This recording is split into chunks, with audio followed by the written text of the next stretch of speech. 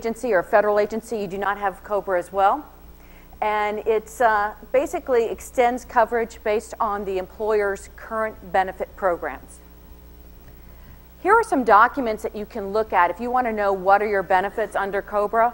It's an extension of the coverage that you had while you were an active employee.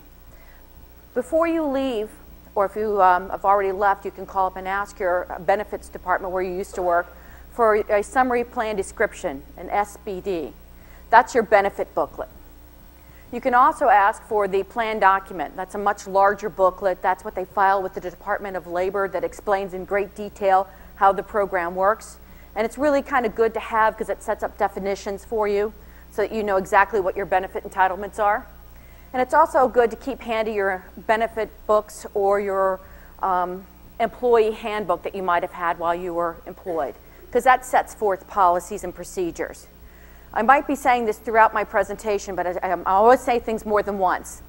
A company can choose to be more generous than the provisions under COBRA, but they can't be less generous than the provisions of COBRA.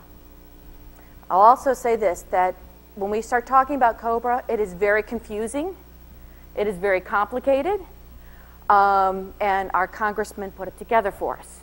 So there's a lot of case law about COBRA. We'll talk about it at a very high level. I'm sure if you have a specific questions, if I can't answer it, I can find somebody who can. A qualified beneficiary. That's the definition is who should be covered when a COBRA is offered. When a COBRA event occurs, who would be eligible for coverage? The qualifying event is not when you lose coverage, it's the thing that happened that caused you to lose coverage. That's the qualifying event.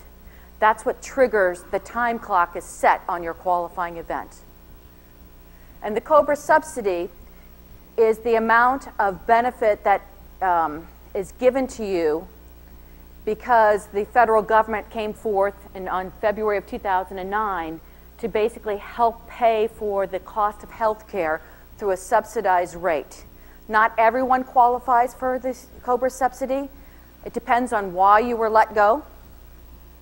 So we'll talk a little bit about that. Who is eligible for a COBRA subsidy and who is not? All right, now let's talk a little bit about a qualified beneficiary.